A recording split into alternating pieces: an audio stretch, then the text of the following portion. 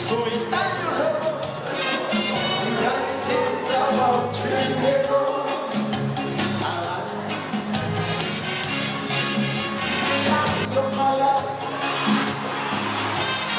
And there's a misconception, you know.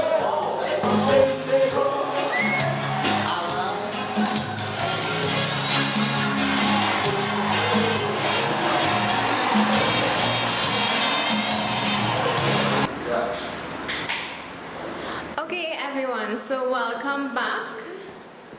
I hope you all got something to drink. We have free drinks again. Free drinks. Free drinks. Okay, so our second guest speaker for the day is Léel Bain. Léel is an attorney, a dramatist, spoken word artist, and a writer. Léel has always loved the arts. From as early as the age of 5, she was involved in poetry competitions during her time at the San Fernando Girls Government School. Although shy at first, eventually she came out of her shell and grew to love the stage. It was later on, through her church involvement, that she began performing monologues, and this skill grew. During her time at the Naparima Girls High School, she became heavily involved in the secondary school's drama festival, winning several awards and even studied theatre arts at the CSEC level. At around the age of 16, Léel jumped out of sleep and wrote her first spoken word piece, having no conscious prior knowledge of the craft. After Cape, Léel found herself at a crossroads as she did not know if she wanted to study theatre or law at university. She eventually decided on the law. However, during her time at university, she was able to hone her spoken word skill as she became involved in UWI Speak, My Microphone, Studio Talk, USC Speak, and many other spoken word events. Léel has always been praises for her raw, honest, and real approach to the stage. Although setting up her own practice has taken her away from the stage for a bit, the stage is still very near and dear to her heart, and she runs to it whenever she gets the chance. Léel's first book will also soon be published. This book transparently and introspectively explores topics that Léel has always loved to delve into. Some of those topics include love, God, relationships, sex, and women's issues. So, let's welcome Léel Bain to our Writing Workshop 2017. This piece is named Outside the Box. No offense intended, but there is a pun intended. A pun intending this meeting. I said, let we talk about box. In fact, let me talk about box, because everybody likes a good box. Box is we focus. Makes folks cuss, make foes cuz. Box is we emphasis. And if you don't know what a box is, I should box you, because the way these boxes at the forefront, they get in all the forward and all the forearms, no formalities, no tease, please. Boxes open everywhere if you please. Girls walking around confident because a man say you got the juice box. That Trinidad fresh picked fresh fruit. She feels like one of the cool kids because it's juicy. Man running it down like box lunch, screen munch. This is where the cookie crumbles crunch, because he have a bunch of box. And you had a hunch, but you put your faith in your box. Your so-called cardboard box, but it's more disposable than a cardboard box. He said the same thing to Sasha and Lucy in box, because the aim of his old box is to get more box. You feel confident because you say your box worth $1 million. Please stop treating your box like them lil buck. And that is just a snippet of like you wanted more. That is just a snippet of one of my more popular pieces called Box. Every time I perform it anywhere, everybody calls me Box afterwards. So good afternoon, everybody. My name is Léel Bain. Well, Anelia gave you my business, so I'm just here to talk about spoken word. How many of you all like or are interested in writing or enjoy spoken word poetry?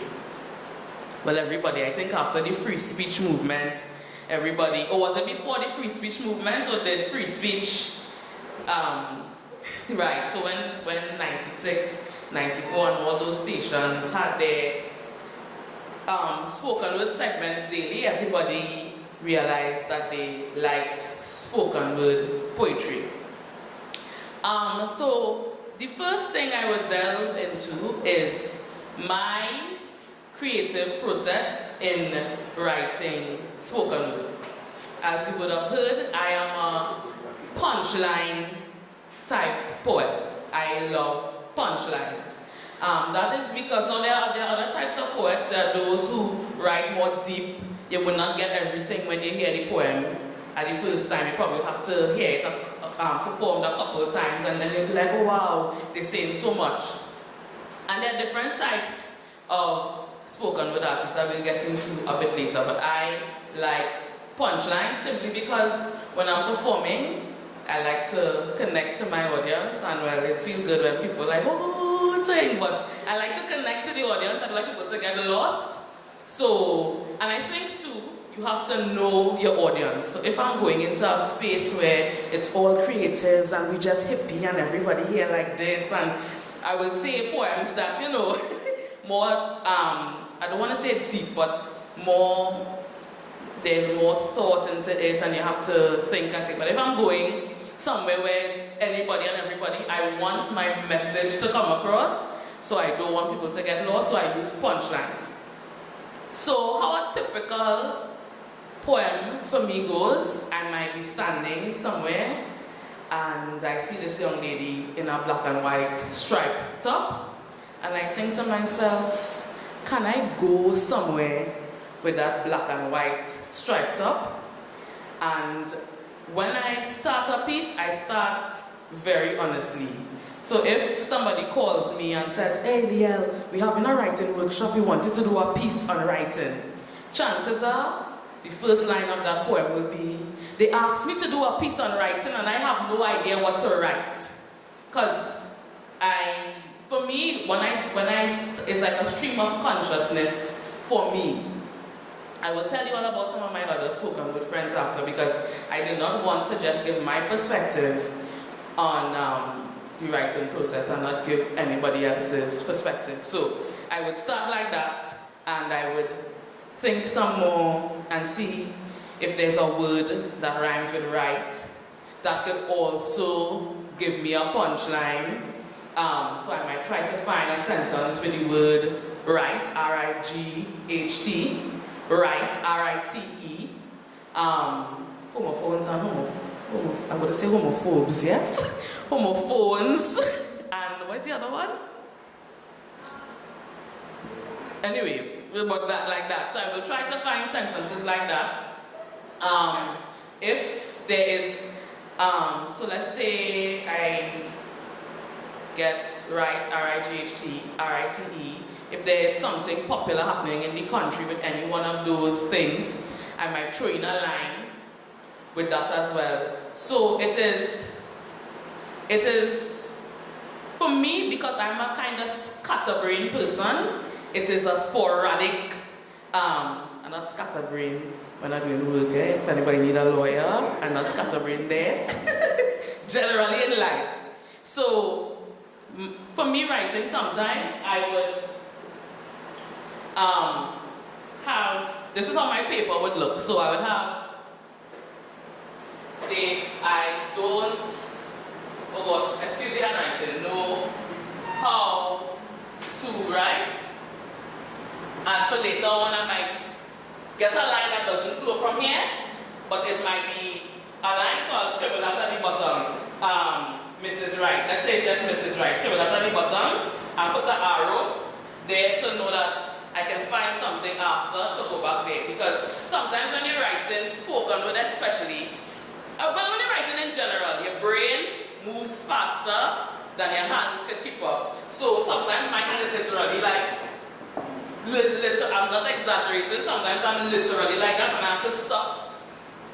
Sometimes I have to pace, gather my thoughts, because when you start, it's like you're just seeing everything. The air conditioner all of a sudden means something, the camera means something, the bottle of water means something, lens, focus, oh God, that's a good punchline, you have to write that down on a side. So the first good thing to do is to have two writing things when you're writing. So avoid your page looking like this. If you're typing, you have your laptop or your iPad or whatever, and you have a notepad at the side. So if you get an idea that doesn't flow directly, you have it there to jot it down. Also, what I think is important is relevance. That is, of course, if your aim is to reach people, I think that you should try to include, am I causing any kind of feedback? Okay. I think you should try to include things that are current. And so for instance, when I wrote that piece, something that had now come out was Kermit sipping tea. And in the piece and in the video that I do have, because I recorded the video since 2014, they didn't release it, but whatever. I have a line about Kermit sipping tea, and in the video, I also sipped tea. There was a line that I put in there then that was not relevant, but it's relevant now because of honeybee tap out. So there's a line later on with tap out. And because of what is happening now, it's relevant. Because when you put things that are current and relevant, you connect with your audience. So people who are writing spoken word and anything right now, I think they should include, what's this man's name? Big Shaq. The thing goes through that, right? I think if we include that, you see? And imagine if somebody puts that into a poem, immediately you connect with your audience because you bring back the memory of that funny video, and now you bring a whole new perspective to it. So it's like, wait boy, this person is a genius. No, the person is not a genius, they just know how to get into your mind, basically. What I said so far? What was the first thing? The first thing was two writing, for me, two writing instruments. Current things to connect with the audience. A mistake I think that a lot of spoken word artists make is going too long. So, because especially if you're in a show or in a thing where there's a lot of talking, you don't want to go too long because everybody is talking. And when you go too long, no matter how good your poem is, you begin to lose your audience. So you want to keep, I think studies show that for a spoken word piece, unless it's real brilliance, 2 to 4 minutes is ideal to keep your audience nice and tight, and you say everything that you want to say. Any questions so far? Okay, you all could ask questions at any point. I don't bite. I'm a real nice person. I'm tooting my own horn, yes. Right? Writing spoken word, however, is a very organic kind of experience. I do not think that I can come and tell you, do this, and you'll have a killer spoken word piece. Another mistake people make is everybody has a spoken word voice. So, and the sun glistened on her breast, and yes, I was excited. And sometimes what you are saying does not match that. So I've seen people who are beautiful poets, write lovely things, and then because everybody is doing, because we think spoken word is just that style, you know, and I loved him, and he loved me, and it was happy, and it's like, no, sweetie pie, that should be more tender. And I loved him. A lot of things with spoken word is about intonation. You don't have to be a copycat person to just do what sounds cool or what everybody is doing. You know, there are different types of tones. Another part of my writing process is that sometimes I would just be around and a sentence pops into your head and you build from that. So the box piece that I just did, years ago when I was doing my communications IA for Cape, I did a piece called Box.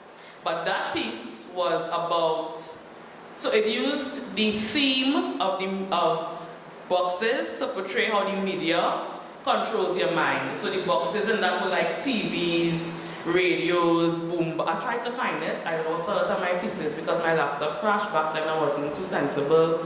I wasn't putting things on my OneDrive. So I couldn't find it to share it with you all because that is not your typical spoken word piece, but it's also a spoken word piece in its own right. Anyway, it's used different boxes, different box-shaped media things to show how the media controls us, tells us that we're not nice, what is nice or whatever. And I did that.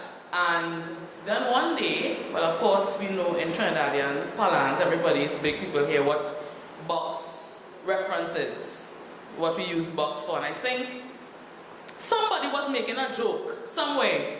And I was like, wait, I can now do the same box thing with this. And if I tell all you, we had to go on Synergy Emancipation Day 2014. I am a very last minute person, not in my profession, not in things serious, but I tend to be last minute.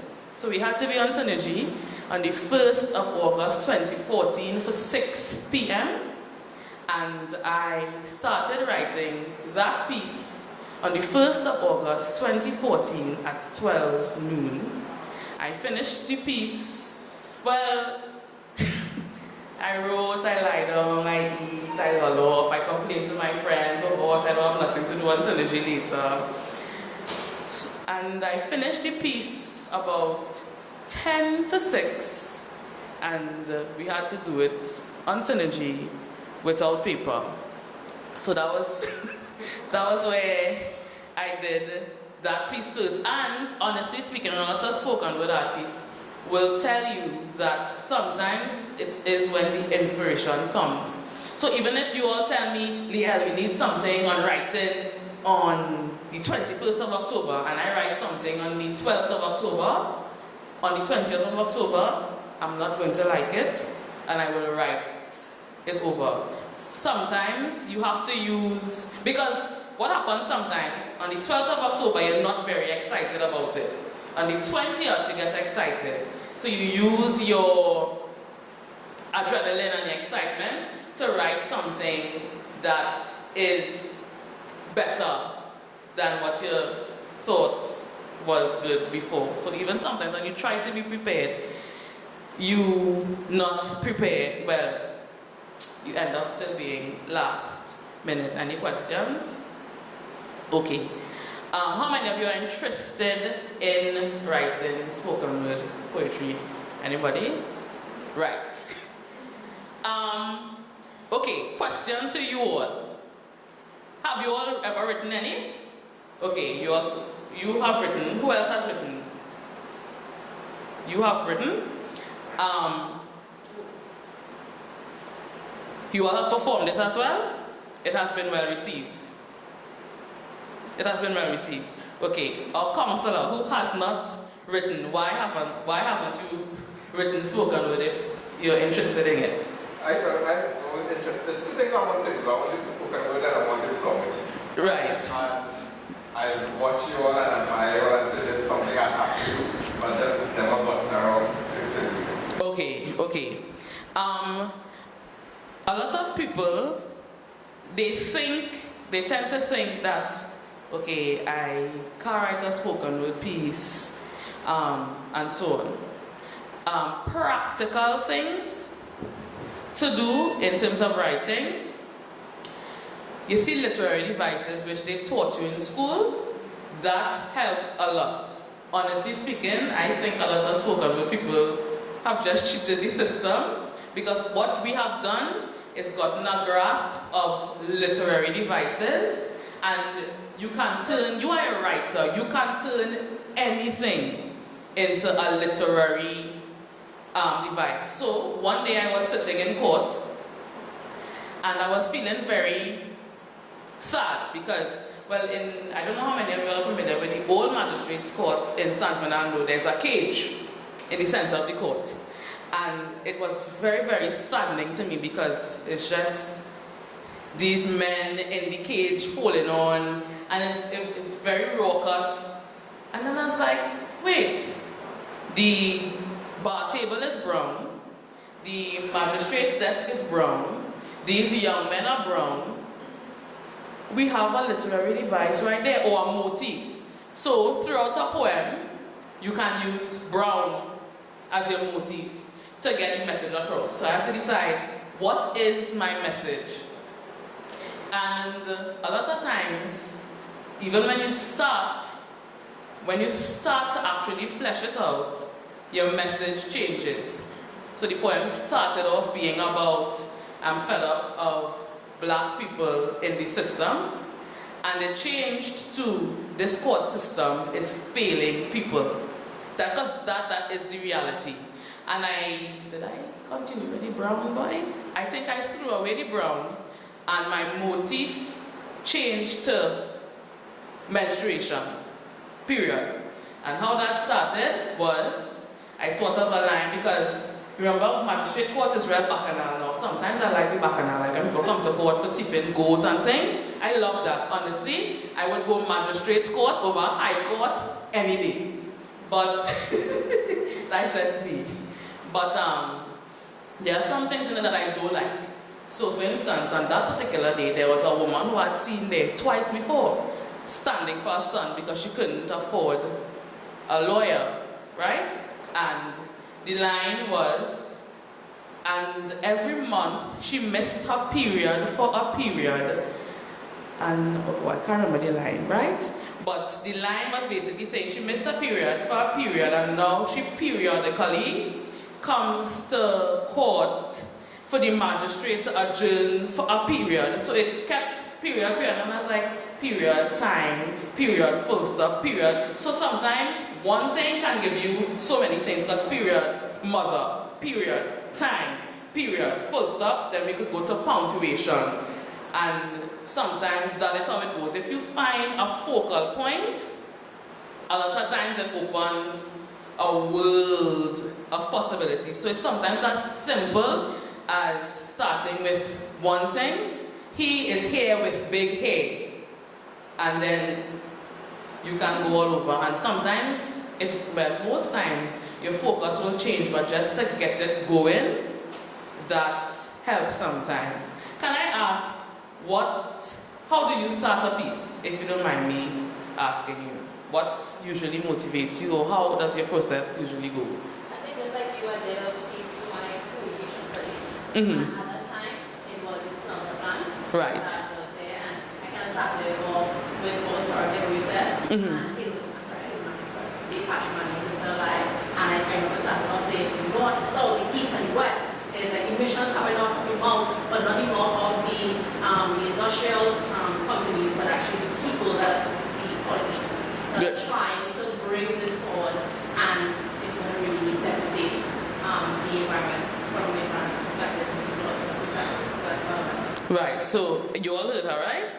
And you, how do you usually start? So what is your process like? The same way you said, it starts where they invite you here to start to say your piece. Mm-hmm. You start by saying, I don't know how to write. Mm-hmm. I'll start like that. I'll start with something, okay, so I really spoken with an appreciation piece for my pastor. And so I wrote it at the beginning, and I was started off with the name of it, I found a gift. So I started off explaining, okay, so like I found this gift. Right. And then explain it from there, and that's how I started. And it also, I use what I'm very passionate about. In terms of, I try not to, I'm passionate about, and hope that the audience is able to relate from it, because I think it's better that they're able to connect with it. When I'm passionate about something, if I'm not passionate about it, they won't feel it. And so that's where my thought process goes, like what do I like, what drives me, and I go from it. And that is a very good point she made for spoken word poetry performing enthusiasts. Yes, I think I pronounced that well. Sometimes I don't pronounce words well, and at time I was in court and I was deep in my argument, and then I said, my lady, I cannot agree with that because that is very speculatory instead of speculative. Anyway, that was just a side note to keep you all here. Anyway, so there are a lot of people who think that because everybody is writing about being black and being empowered, that you have to write about that as well. But if you don't feel that, then your poem is going to come out sounding copycatish, and many times the audience doesn't connect with you because you have not even connected to your piece, and that is very, very important. Being connected to your piece. You and your piece or your pieces should be one. You don't have to write on, because I remember somebody told me a time, I like pets, I can't write about that. And I said, no, you can't write about that. And even if you don't want to keep it focused on pets, you can go further and make your pets be a metaphor for something, make your pets be a motif, a symbol. Throughout, you can use pets to talk about how man is now so selfish. You can do, or you can just plain old talk about your love for pets. I've heard lovely poems. You all know Idris? Silly. You all ever heard his piece Mango? No. Well, yes. The piece is just about mango, but it is one of the most brilliant pieces I've ever heard. Since we are there, performance is also a big part of spoken word poetry, and as I said, it's not necessarily doing the yes, and I was angry, but when you connect with your piece, you have an idea of the kind of tone or the timbre that the piece calls for. So some pieces will call for angry persona, some pieces will call for melancholy, some pieces will call for sexual, some pieces call for different types of personas, and that is also important in terms of writing. I'm going to give you all an example of another type of spoken word piece.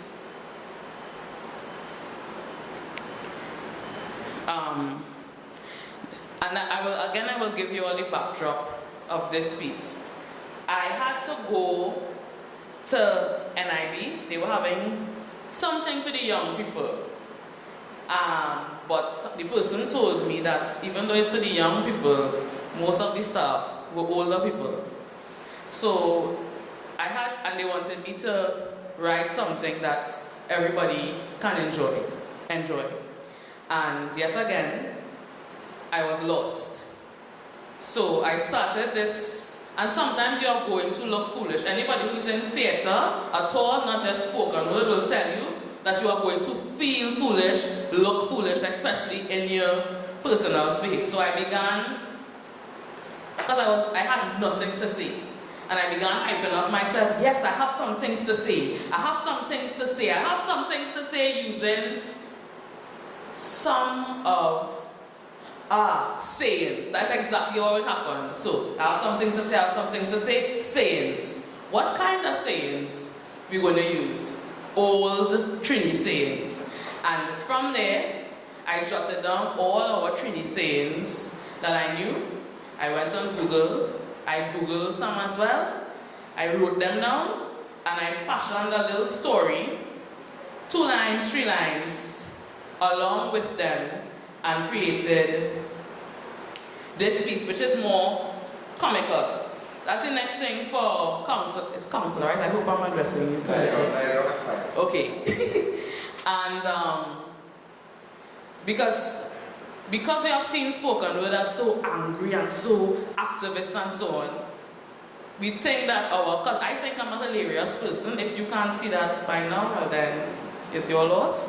But honestly, your personality it can come forward. So if it is that you're a comedic person, you can use poetry or the stage to bring that side of you out. Also, for me, I found that a lot of poetry, everybody just seemed angry. And I think that in life, people need to laugh as well.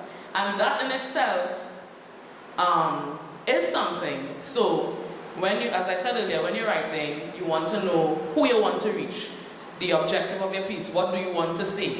And sometimes your objective could be to make people laugh, or to give people that kind of, because this particular piece, every time I performed it, I don't know if you all will connect with it, but every time I performed it, the older people have loved it, because it kind of, and you would hear them finishing the sayings for you in the audience because it gives them that kind of reminiscing feeling. Somebody told me after this piece, girl, you know how long I didn't feel at home and laugh so much? Thank you, thank you. So you don't always have to go the normal route that everybody else is going. Sometimes you can go this way.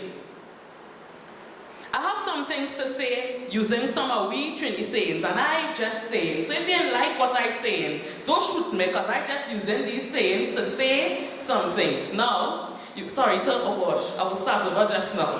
But you'll see that this piece has a different persona from the first piece. Now I have the same voice, the same pacing, but before it, what are poems, sir? Box. Because everybody likes a good box. Box is we focus, makes focus, make focus. It's more of a, I have a message for you, but this one, I have some things to say using some of we, I'm going to start back now.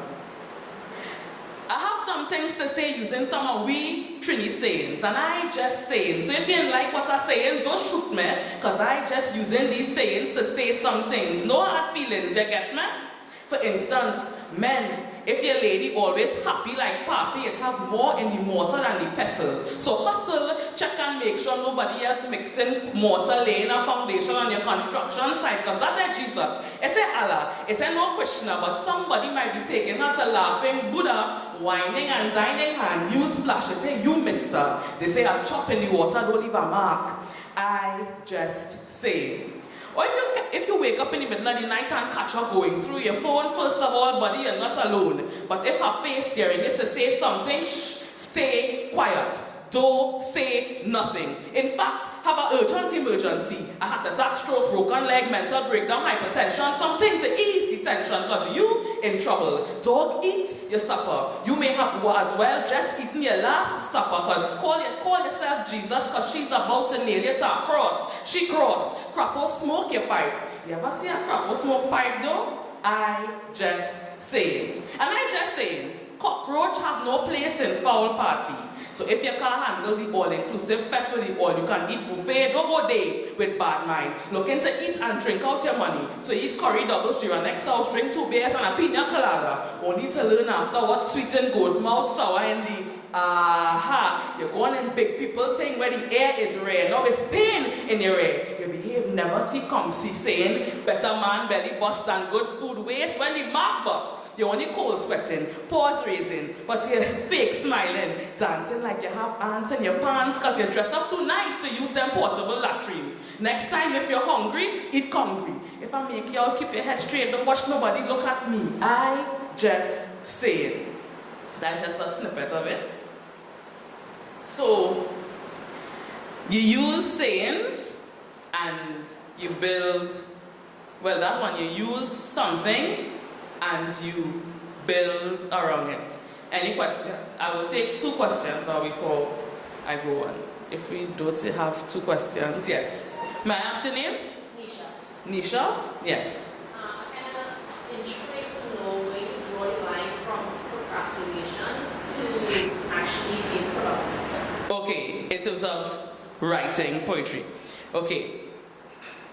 I'm a very honest person. I have not learned yet where to draw that line. I think I trained myself badly. So I went through different phases. The first was where I was just writing because I now started, as you all would have heard in the biography, the first time I wrote a poem, consciously, I had no idea what spoken word was. I got out of sleep, I wrote something, I went back to sleep, and when I woke up, I was like, hey, what is this? This is lovely. Maybe subconsciously I knew what spoken word was, but consciously before that, I had never heard a spoken word piece or anything like that. In fact, when I said it for my family, about 2 weeks later, my sister came to me with, was it a phone back then, boy? No, she called me into the computer room.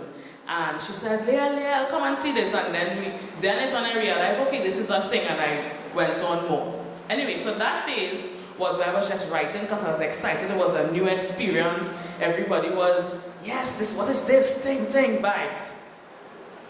So that was good. So it wasn't necessarily, I didn't have to procrastinate. I had a piece. If you called me for something, I had something. If I had to write something, then I would write it. And then I would write fairly earlier. Then I went into this phase where, because what happens with me sometimes is after the excitement dies down, just in writing, not in relationships, I'm a job, right? After the excitement dies down, I don't feel as motivated anymore. So I stopped writing as much, and because I was not feeling motivated to write, I used the adrenaline of knowing something is coming up and I have to do something to write. And in doing that, I trained myself badly.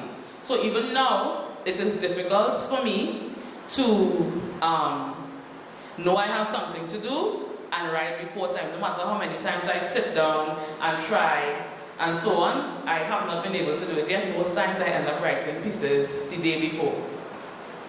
But the way I am fighting that is if I know I have something to do, I sit and I force myself to write something. So I say, okay, Léel, now just write a page, and then tomorrow you can write a next page, and then you can write a third page. And that is what I try to do, but it still ends up, and I can't give you anything else but my experience. It still ends up that the night before, I am tweaking and fixing because now I have that adrenaline and I want to put forward the best product, so I end up tweaking the night before. But I would say, theoretically, it would be to time management, schedule yourself and write. Never put off for tomorrow what you can do today. I'm telling myself that right now. I hope I answered your question. Yes. What dictates the pace of your food? Well, first of all, a mistake I make many times is I speak too fast, even in general life. But what dictates the pace for me is the mood.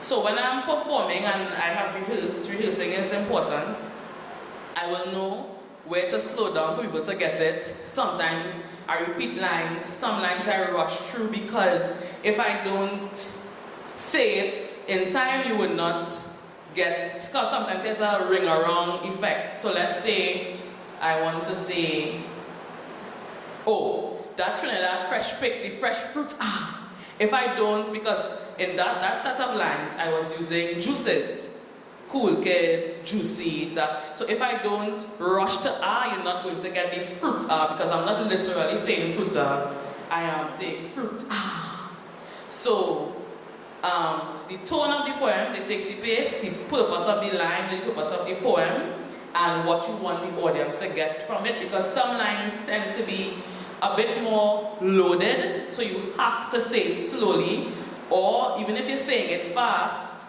you have to keep repeating it for them to get the purpose. So, for instance, I was doing a piece at a wedding once, and what I do is for each wedding I write a different piece tailored towards the couple. And in this, and I also talk to family members and so on. So with this particular wedding piece, I spoke to the bride's auntie and I asked her, what about, your niece? And she said something a bit embarrassing, but not, so basically she said, well, not embarrassing, but funny. It's a good thing she find a man because she's a lot of personality, not any man could handle her. And I put that in the poem, and then the aunt's name was Hyacinth, but it was a Christian thing. It's a Christian audience. So I said what she said, and I said, well, I'm not going to call any names because you can't hire saints, you can't hire saints, you can't hire saints to lie. And then everybody's like, oh my gosh, she's talking about the auntie. So I used the hire saints, and I had to say far for it to ring around, and so on for that thing. Any other questions? Because this is really supposed to be really interactive because I just don't want to be talking. Anyway, as I told you all, I asked some of my other friends who are in poetry what is their process in writing. So I asked my friend Omavi Langevine, any of you all have heard of him or familiar with his pieces? Okay. Yes, okay. But I think now these days he's doing a lot of videos and singing and saying that that Rasta guy from Point 14. You probably see me, just probably don't know it's him. And what he said is that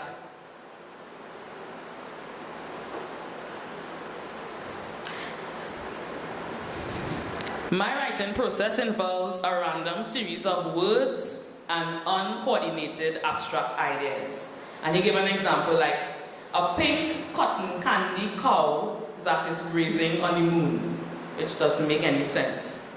And then he says what he does next is sees how best he can integrate that idea into a real life situation.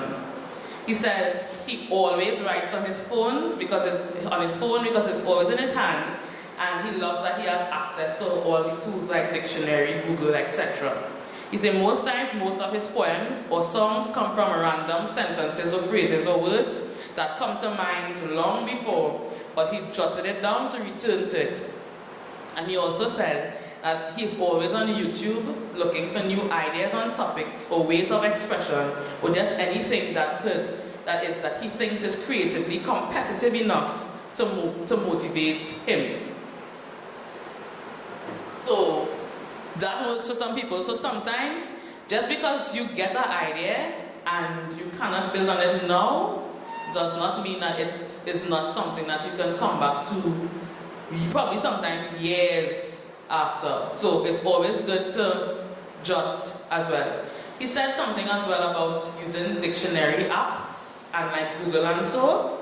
People think that all poets are wordsmiths. The fact is sometimes we aren't. So sometimes if I know I want to say happy, and I don't want to say elated, exuberant, jubilant, and all those things, and I want a word probably that rhymes with a line before, I Google it. Words, synonyms for happy that rhyme with so by so. And you get that, and sometimes even that opens a new possibility. With writing, especially spoken word, everything can open a new, it's like a whole new world, and it's like, it gets excited all over again. Any further questions? I'll take one more before I go on.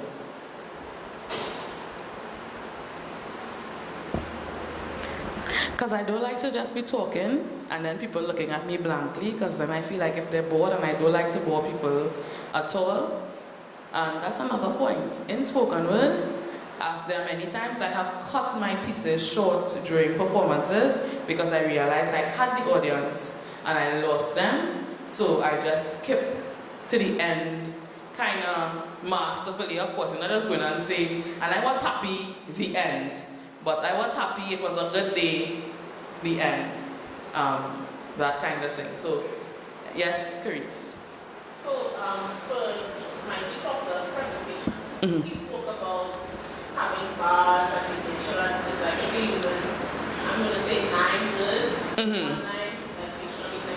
Have 9 words, the next line have 9 words, and or the one line have 9 words, and the next one have 14, then go back to 9, 14. Like, when you do a spoken word, would that help, or like how does it work when you like actually writing out? Okay. I wouldn't say that you have to have, well, I guess it depends on your style, because some people like the uniform style for the effect that it gives. But for me, what I think is important is keeping the rhythm.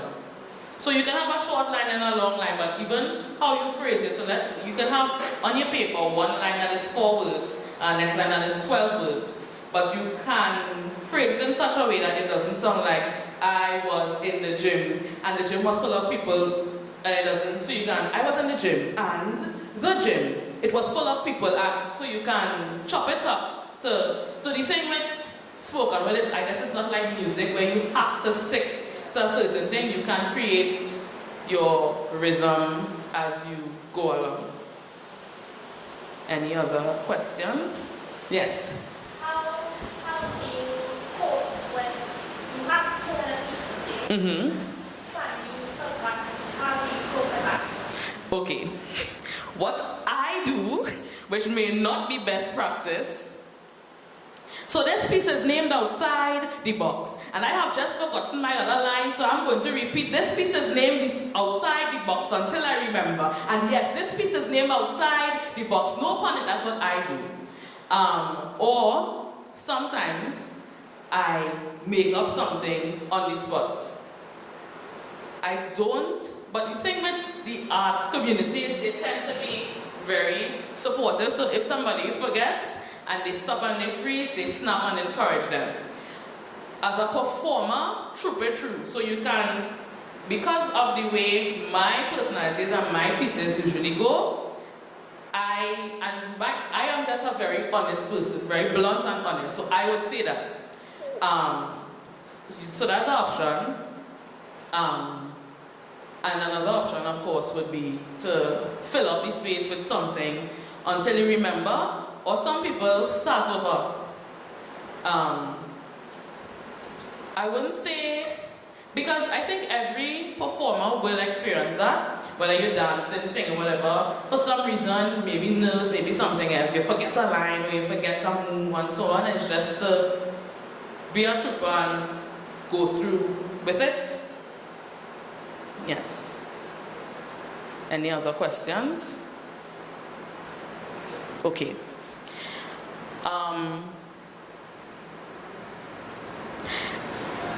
Not everybody likes to necessarily perform poetry.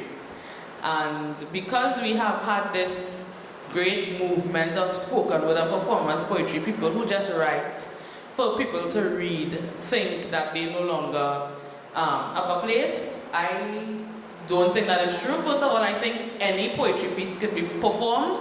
That's the first thing.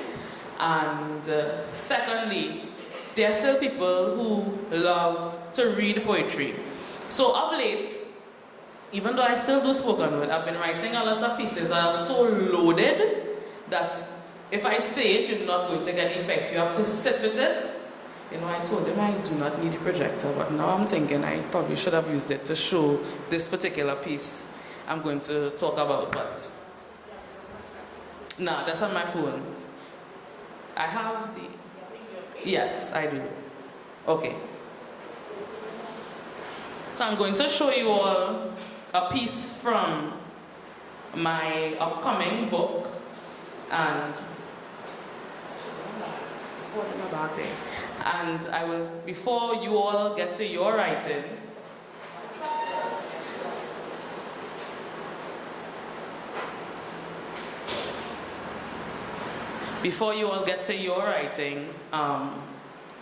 you should probably take off the projector when you plug in the phone in case I have anything private. No, I don't mean anything lewd. Sometimes I take some horrible selfies that I don't feel to share with anybody in the world right now. It will be a PDF file called, as I was saying, that, well, first every piece can be performed and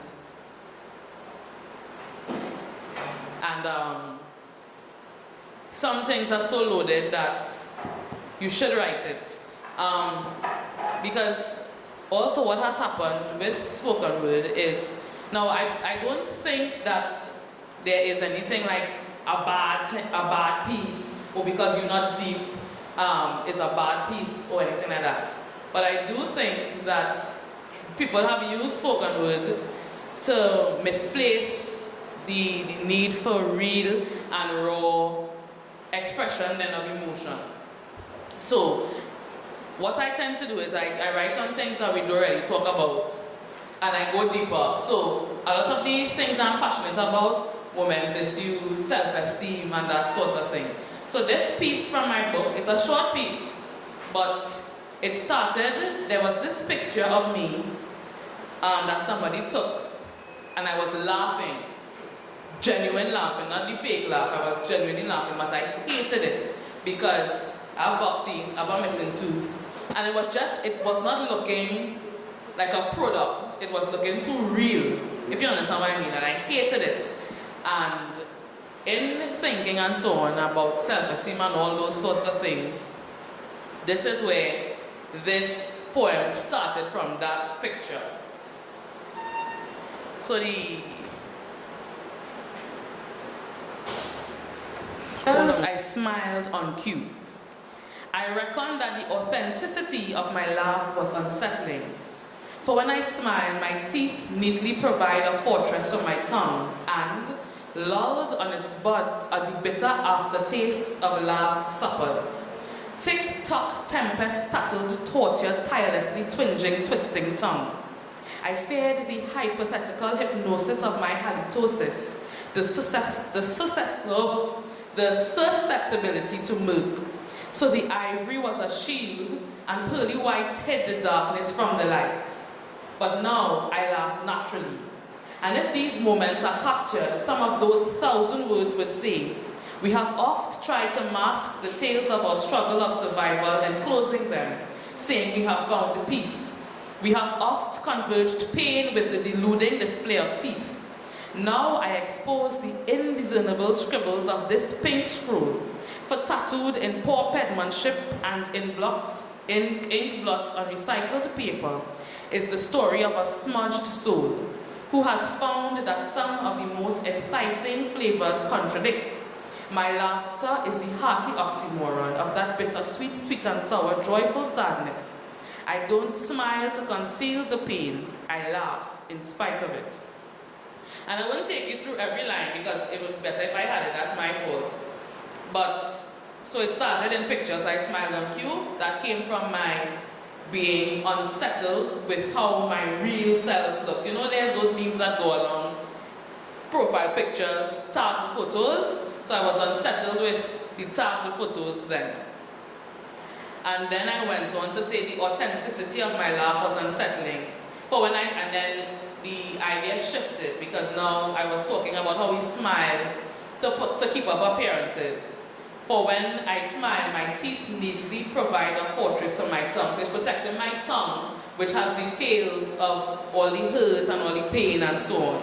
Lulled on its buds are the aftertaste of last suppers. So we have our taste buds and last suppers. There's a thing because your taste buds is what you eat with. Last supper before death.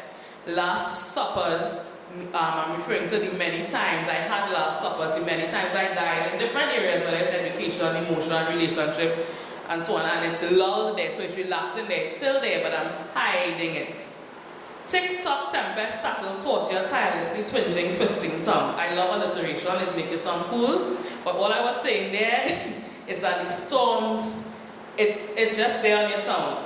I fear the hypothetical hypnosis of my halitosis. I'm saying there basically that, well, halitosis is bad breath. And remember the motif I'm using is my mouth.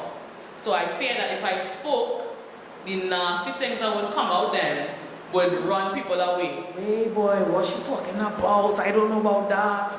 That kind of thing. But now I expose the indiscernible scribbles of this pink scroll. The imagery there is your taste buds. If you look at your tongue enough, you know how you could see patterns in anything? Because I literally went and I looked at my tongue. If you could create patterns of poor penmanship, try it when you go and you'll let me know if it worked. So basically that was the process behind, I wouldn't go through everything, but that was the process behind that, how you can build on one thing. So I've been talking for a while. So now, let us. Yeah. Well, first of all, before we go on any further questions, anything I did not address, anything is not clear to you, everybody cool? Okay. So the activity is a 10-minute activity where you all have the opportunity now to actually create your own spoken word piece, especially for those who have never written one, and you get to come up and show us what you have, and we'll actually have Léel judging in terms of what you said if you all took it into consideration. So for those who, you know, you have some experience in it, you can give those who have not an opportunity to come up and, you know, express themselves. It doesn't have to be much because we only have 10 minutes. So, I mean, whatever comes to your mind, in that 10 minutes you can write about. Also, Léel is here, so call Léel if you need help. Okay? Y'all good? Yeah? Yeah? Okay.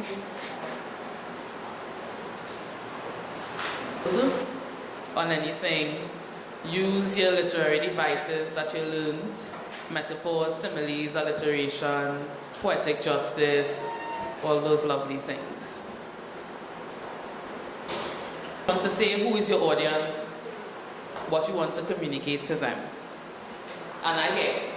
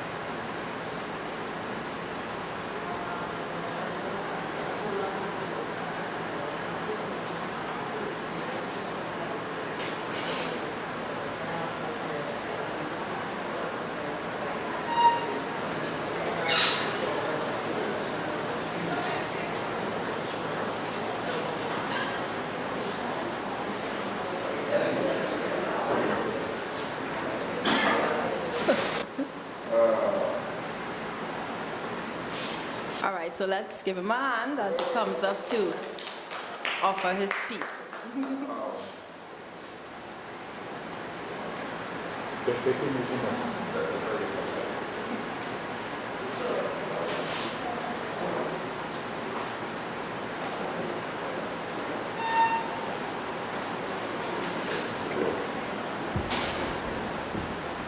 Hi, my name is Nigel, not counselor.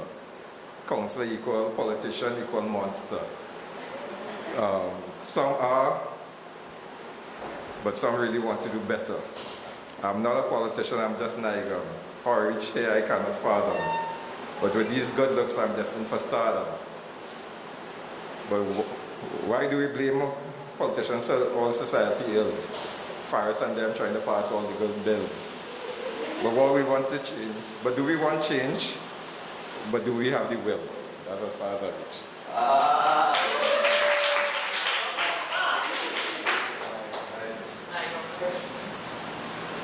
Yeah. Josanne next, because I know she's eager and she wants to give it a try.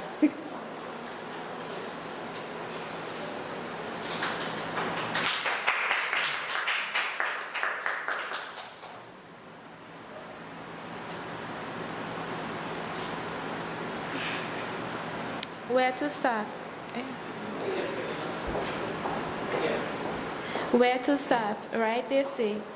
Is it right that I just sit and stare? There's nothing in my mind but fear of going up there and having no clue what to say. It's not just me, I hope. Let's not jump the rope and overload ourselves with joy that I am thinking. Yes, I'm getting there. My mind is clicking. Things are making and baking in this oven. Waiting is the... Wait, is the clock ticking? Well, I better be kicking. No need to be slipping.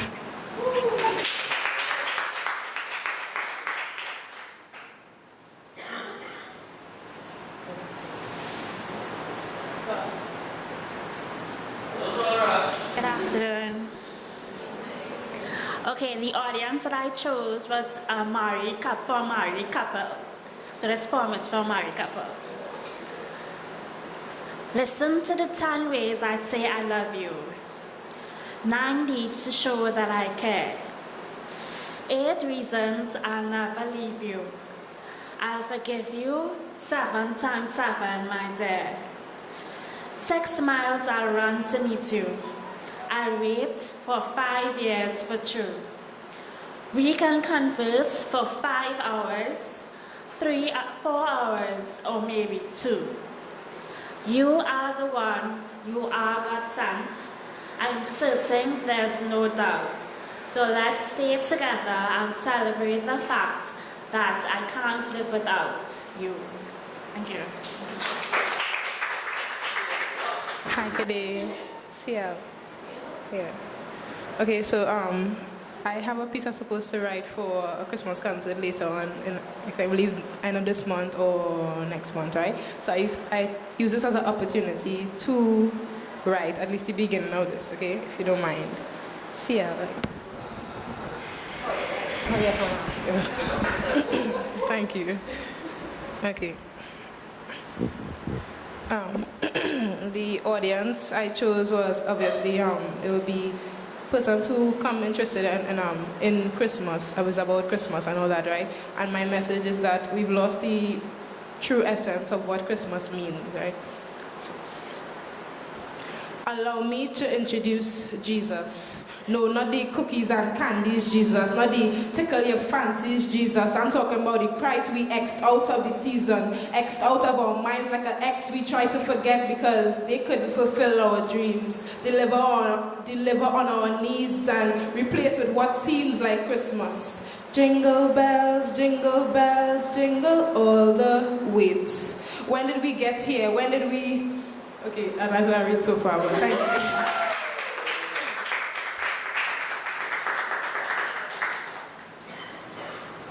One time.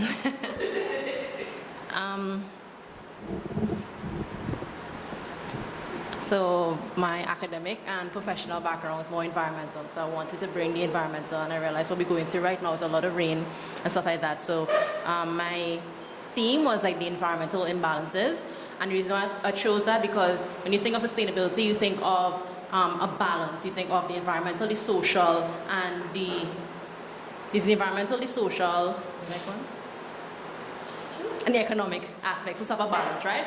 And my audience is going to be like a general person, or people, collective people.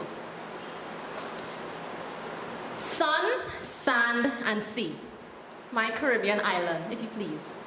But just like that, like the changes from day to night, the ITCZ, storms, rains, hurricanes, bringing landslides, floods, and clogging drains. And just like that, the environment, my island, changes and becomes like a twilight zone. From the last week, you can barely even see the sunlight reaching the floor. Our streets now like water retention ponds. One set of chit chat from respective governments. But what's really going on?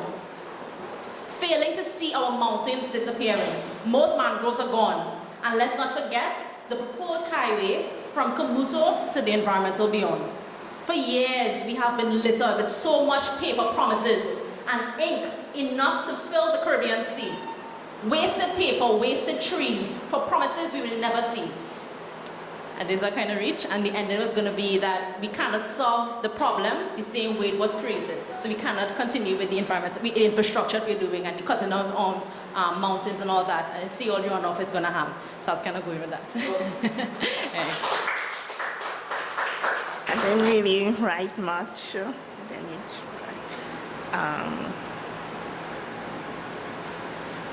Okay. This weather was made to cuddle. It was made for warmth. It was made for the two of us to be wrapped up in each other's arms. These are my late night thoughts. My beloved, I am yours, and you are mine. We love each other until the end of time.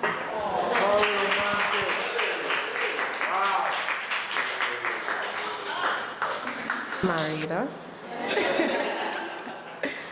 Okay, so I'm not a dramatist like Léel and our sister from NAPS. Trinidad culture. You mark with the neighbor and they call you fast. They increase the speed limits, but they're still driving fast. People die every day playing fast and furious because they want their way. But no, this life is to be lived within limits. Or when you're 25, your life could be the short pay. Parents and guardians tell us to slow down, but we frown because we rather look like a masked clown. wearing Mac and Sasha, trying to be some man's trophy wife, but focusing on the surface only ends up in strife. We pretend to live full lives, posting lit selfies on Instagram, Snapchat, Facebook, and Twitter, but really missing the mark, making the kingdom look bitter. So, I can never judge things because I'm a very indecisive person, so I hope that my decision is okay. But we have 2 tickets to give away to Rejuve party. Yeah, Rejuve. I know it was Juve party, and 2 pence. The 2 tickets for the party that is tonight are courtesy, not counselor, but NIGAM, as he aptly informed us. So, is it?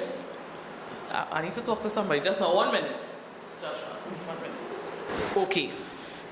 So I figure, well, I may not judge, but knowing where the person is coming from, well, I'll start with first place. In my book, don't let this discourage you. Everybody was good. I was very impressed. I love that people took my notes to heart, like actually saying you don't know where to start, jingle all the weight. I like that. And different things I really enjoyed. Something, when she reached 1, you are the 1. I said, oh, we reached, we big. All right, so first place is CL. But I gather that you will not be taking we have a gift for you, but it's not the Juve party. And our tie for 2nd and 3rd, well, obviously, NIGAM cannot get the tickets he provided because we are not the politicians who are monsters, as he told us. But our tie for 2nd, who will be getting the tickets if they want, my friend in the back, I didn't get your name? Patrice. And my environmental friend. Would anybody like to help me distribute our prizes?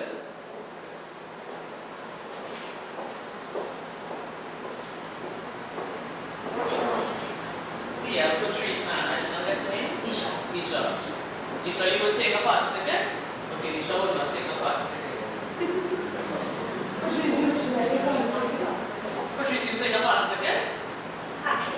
You are holding me here. Yes, okay.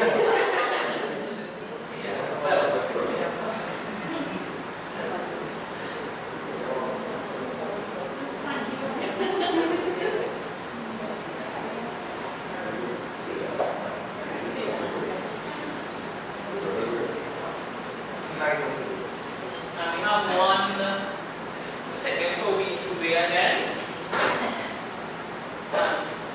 Oh, sorry. We have another ticket for the Juve. So I will give it to. Is Patrice? No, Patrice is in the back. Josanne. So collect your prize.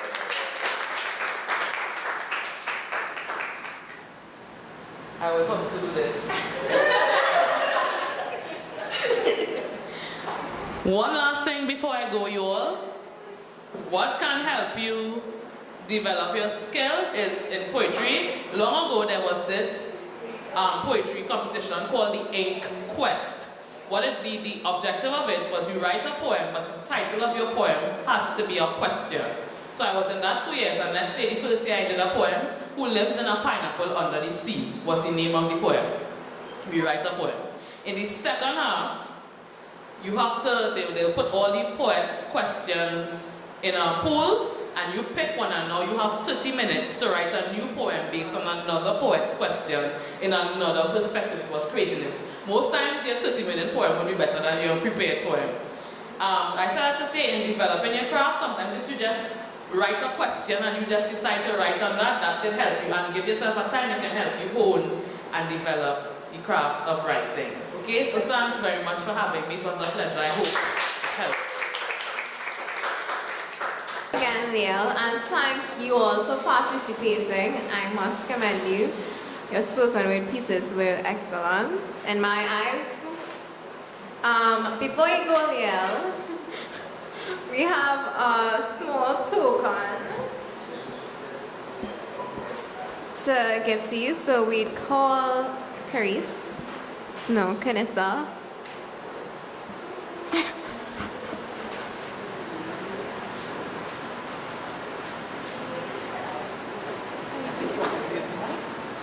If you talk, you use the mic. On behalf of the Youth League, I just want to say thank you very much for coming and doing us this huge favor, and we very much appreciate it. I learned a lot now. I'm sure everybody else did. Thank you very much. Thank you.